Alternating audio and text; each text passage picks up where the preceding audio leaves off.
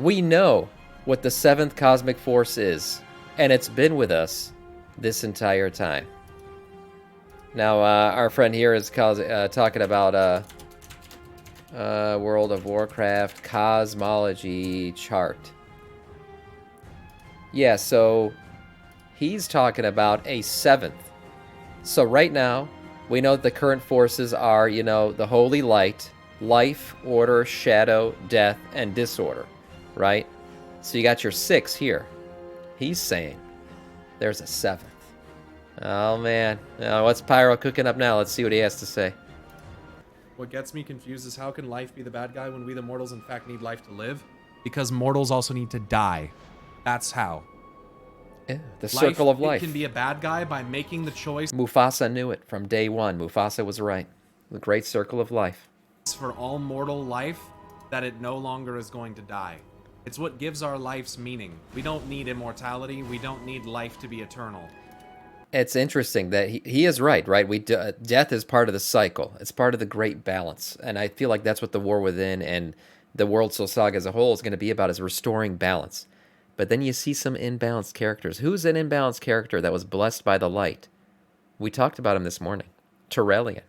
Turellian is now immortal. He is essentially breaking that cycle, which is something I feel like we're going to have to deal with going forward here. But I definitely think restoring order, not order in terms of what the Titans believe, but order in terms of balance. That's going to be a big thing about that the World Soul Saga. Life is supposed to live and die. And when it doesn't, it creates suffering. Balance is important. Yes. That's what Farim's writings, as we'll eventually find out. That's what they come down to. Balance. Yeah. Which I think is the seventh. That's what I think the seventh force is.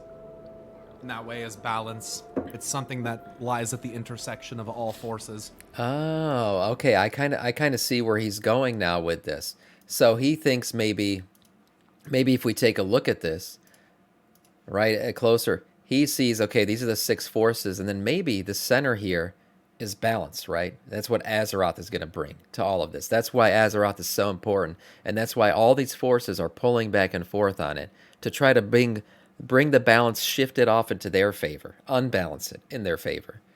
But in the end, that's what Azeroth is going to do. That's the 7th. Okay. All right, I see what he's cooking now. Yeah, let's see. Let's let him cook a little bit longer. Let's find out more. So Azeroth could, Elune is the reflection of balance, as we've seen, so her connection to Azeroth, or her role, is probably going to be massively significant for the balance of the... Interesting. A man who often finds his destiny on the road he takes to avoid it. Old Chinese proverb. And that's the Titans in a nutshell. Yeah, very true. Very true. They are trying to essentially change their destiny, right? They are trying to bring order out of all disorder. They don't want any disorder. They want everything to be their way and done properly as they see it fit. But in doing that, they may bring about disorder, right? They may bring about the ultimate balancing, the awakening of Azeroth, and everything else that's to come with that. Cosmos. Great we one, DK, understand man. that, we don't want the Void to own the cosmos. I did not order the Wild Terror cosmos. We don't want Order to own the cosmos. The Burning Legion owning the cosmos would obviously suck. We don't want any of these forces really to win, do we? Right. I think at the end of the day, balance is what has to reign supreme. Yeah. And if balance is obstructed to the point where one force gets out of control and can dominate the other forces, then I think that is what will trigger the awakening of Azeroth. When things are finally thrown. Do you guys think that maybe Eretor, he shows up, and now if you don't, he's the son of Turellian and Illyria Windrunner. Do you think he could play a huge role going forward? It's very interesting to think about him. He shows up in the short stories, the new ones that are coming out in November. We already know he's coming up in that book. He is essentially the son of the Void and Light, right? Of Shadow and Light. Now, currently, he is sided with the Light. He's a paladin. But I'm very interested to see him going forward. I feel like we're going to get a new character model for him. Like, he's going to be a big, big part of the story going forward, which I would love to see. It'd be very cool. He's a half elf, half human. He's all about balance. That's what he could become. He could be a balancing force going forward. thrown out of balance to the point where it's no longer functional, Azeroth will wake up Are you going to read out and first? restore order, restore balance. Palm reading. That's what I hope. I think the problem is that if you can subdue Azeroth so that she can't wake up, and I've said this before, then she sleeps forever. And Right. if the Titans get control of everything with order, and then Azeroth can never wake up, then that means that the Titans will find a way to stop and own the cycle, basically. Yes. And if they do that, then the catastrophe that could occur as a result of it could be absolutely horrific. Makes And sense. that's why I say that the Void doesn't really give a shit about time. It's going to keep doing its thing no matter whether time is moving or not. And so I think if you put reality in stasis, the Void is going to keep eating no matter what. Yeah. It doesn't matter. I mean, that's what Eridikron wants, right? That's what he talked about in his conversation with Viranath. What's up, Vampikins? He basically says, Viranath tells him, you can't trust the Void. What are you doing? You're crazy. And he basically responds to her saying, I don't need to trust the Void. I trust its hunger. Its unending hunger. That's the one thing that he knows is a consistent and a constant from the Void. Everything else is erratic from them. 1,000 truths. You don't know what's going on with them. You don't know which path they're going to take. But what you do know is it's a never-ending hunger. And that's what he plans to use going forward. The arrogance of the gods can cause the undoing of everything. Right. And they think that we as mortals are arrogant and we don't understand. But what's hilarious is that our mortality is what's granted us the insight into why we're able to provide that different perspective. Yeah, we are balanced. We are mortal. Right? That's why we can offer the perspective, even though the Titans probably brush us off as like these primordial things that can be, sent away and killed off, without even a thought. And this is like very common throughout all fantasy when there's gods and man, where like the morality and the alignment and the logic of gods and man typically are not the same. And so it's valuable and very common trope is that the gods are meant to learn a lesson from man. Yeah. And that lesson typically comes in the form that man is not weak, and that man has absolute control of his destiny. And I think that's what makes mankind special. It's what makes them different.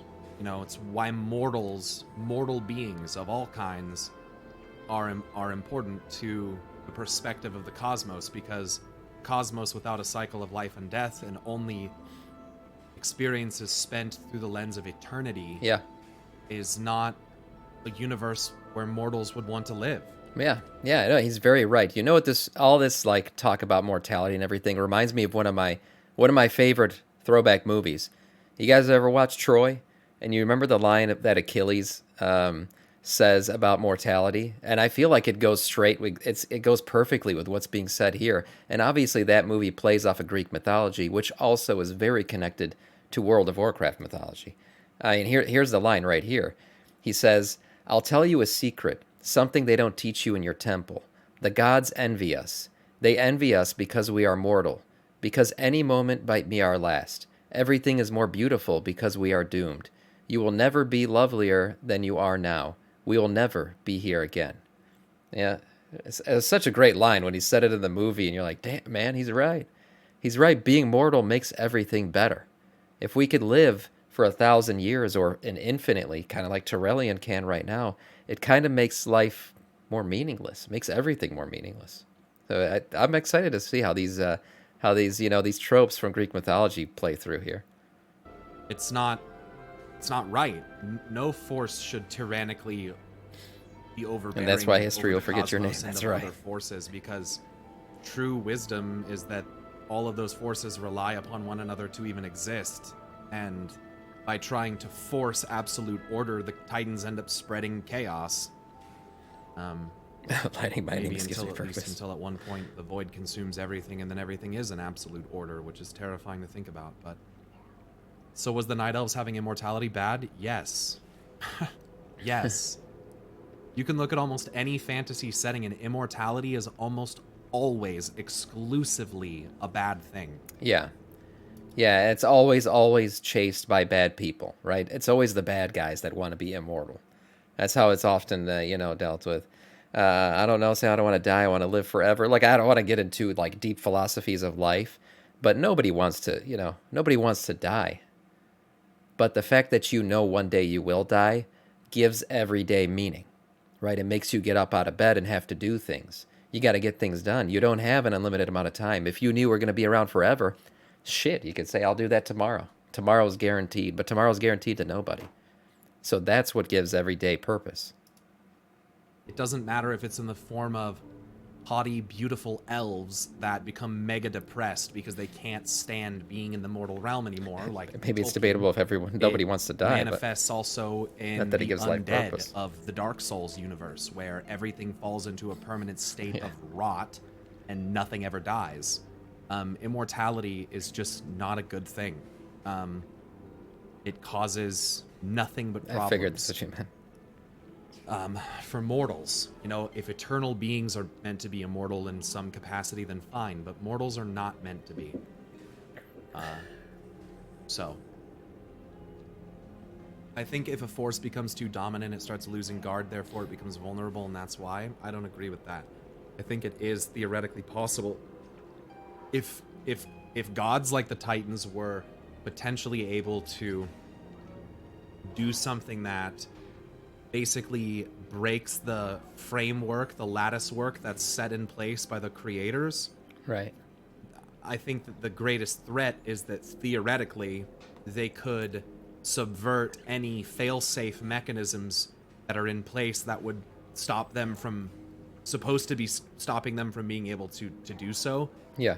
But if through bargaining and control of other cosmic forces they have gleaned knowledge or techniques that allow them to kind of surpass the boundaries that were set in place for them, then No, he is right. I think that's incredibly... if the Titans got their way, basically everything would just be covered in domination magic, right? They want complete order, everything to happen perfectly as they see it, as they see how it's supposed to happen. So a world completely covered in domination, yeah. No free will, none of that. I mean, remember, we got free will from the Curse of Flesh, but prior to that, we didn't really have it. So, yeah, a world run by the Titans, not exactly what we want to see. Or it's a big threat. A cosmos run by the Titans, I guess you could say. So, yeah. Life is a danger to all, at least in the way it currently exists.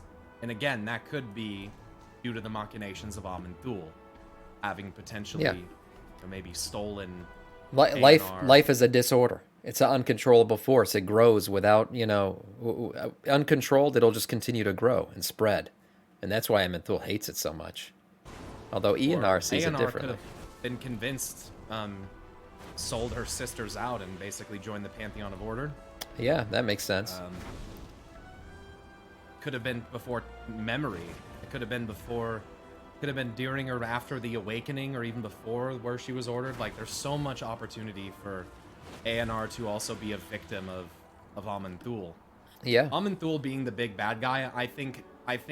Look, I'm gonna be I honest. see it I'm that pretty way. sure like 99% of players would be completely fine with that. Yeah, I would be. With Aman'Thul just like being the bad guy. Yeah. Like really, genuinely the bad guy. I think that most players would be completely fine with that.